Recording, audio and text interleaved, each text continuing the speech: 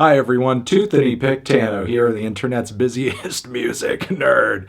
And it's time for a review of this new Tate McRae album, So Close to What? Yes, here we have a new LP from Canadian pop phenomenon, singer, dancer, Miss Tate McRae. Her third official studio album and the second she has released since having a big viral blow up off of some singles to come from her last LP in 2023, Think Later, which was a bewildering album. Honestly, I didn't really see what was so appealing about it. And I'm talking about more than just my personal taste here, as McRae's basic lyrics, muted vocal delivery, and uninspired cover art signaled a severe lack of creativity. And there's something about her sound on this album that just feels so stale and old, and not even in a cool, nostalgic, looking back to the Y2K era way that is so hot and popular and trendy right now. I mean, sure, a lot of the vocal performances on this record and melody choices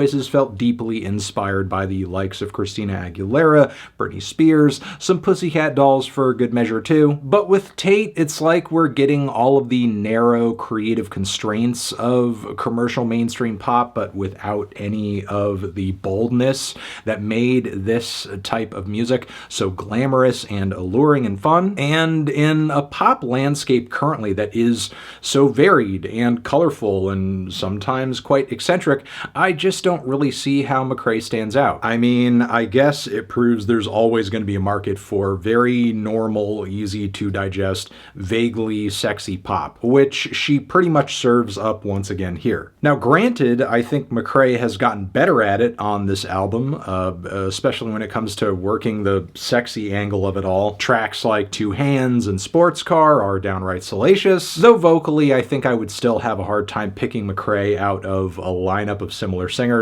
And the cover again signals a void of inspiration here on some level. She's like posing away from the camera, facing a side profile of herself. I mean, I guess it's a step up from improper use of hockey gear. The instrumentals are pretty competent on this one, way more booming beats this time around. The songs are decently structured too. The choruses are a bit sweeter and more memorable, especially when it comes to the melodies. The vibes and ideas across this record may be pretty basic, but I will say the album isn't laughably devoid of anything interesting like Think Later was. And you actually have like some very bare bones lyrical narratives that are worth following along with somewhat, be it on Miss Possessive, which is the opening track. It's a very catty competition anthem about McRae essentially having to keep other women who are into her man away from him while she's 2 drinks in as well, apparently. It's a very smooth sounding cut, but it's got an attitude to it too. There is Revolving Door as well, where McRae pretty much portrays herself as being addicted to this guy that she is just obsessed with. No matter how many times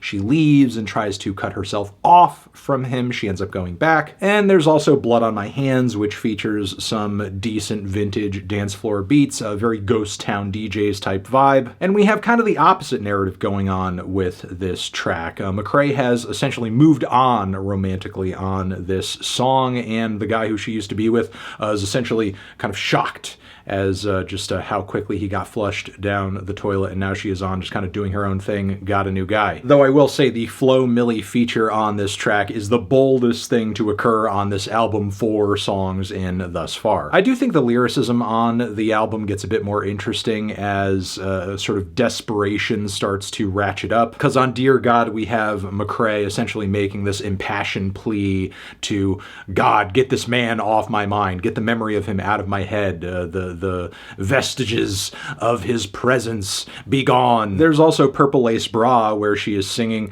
pretty in depth about having to use sex appeal and sex constantly in order to keep this guy's attention and get him to show any level of interest in her, which is a pretty sad and heart-wrenching admission. There's a grandiose string arrangement that opens up the entire track too that sounds fantastic. And there's also Sports Car that I mentioned earlier, where the temptation gets quite intense with a club-friendly friendly pop banger here that has synths that are a mix of quirky and exotic. It's like some classic Timbaland magic going on here with the beat. Something I can imagine Nelly Furtado on top of. So yeah, these tracks are fun, they're catchy, even if there is a bit of mixed messaging going on in the lyrics from cut to cut, which we also get on the Gratingly Toxic Signs, which is a song that's all about you should know what I'm saying even though I am saying entirely different things, and you should be interpreting them all accurately even though I am not saying those things that I am actually wanting to say. Which, if that sounds confusing, that's because it is, and it's just like some bullshit normalization of very unhealthy communication habits, honestly, within the context of a relationship. Then Tate McRae teams up with the Kid Laroi on I Know Love, which is kind of like watching the most boring couple you know from high school post their vacation photos to Instagram. It's Okay, I'm Okay was a big single to this record, and while, again, I think the booming drums are a nice change of pace from many of the blander instrumentals from McRae's last LP, this is one of at least several key moments on the record where I feel like the percussion really overshadows her very limp, breathy, baby-type voice. And if I'm being honest, the entire second half of this record is kind of dismal in my opinion. I think McRae and her collaborators paint themselves into a corner pretty quickly on this LP, though I guess if you're very into the meager sounds and ideas that this record offers, maybe this could just read to you as consistency. I will say this though, we do have a decent acoustic ballad as the closing track on the LP, where McRae ponders on lost dreams and opportunities others have dealt with, and she likens the loss of this love, this relationship that she's on about in the tracks in a similar way, saying that her nostalgia for it or this person didn't really hit until they were gone. Look, I'll say this. This album didn't really blow me away.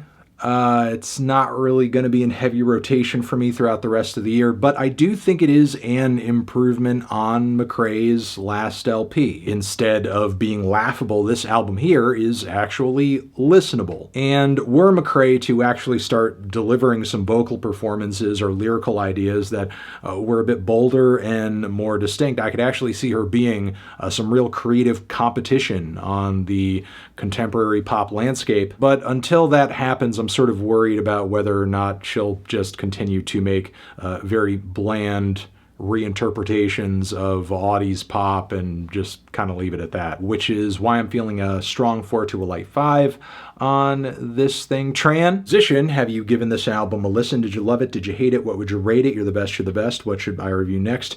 Hit the like if you like. Please subscribe and please don't cry. Hit the bell as well. Over here next to my head is another video that you can check out. Hit that up or the link to subscribe to the channel. Anthony Fantano, Tate McRae, forever.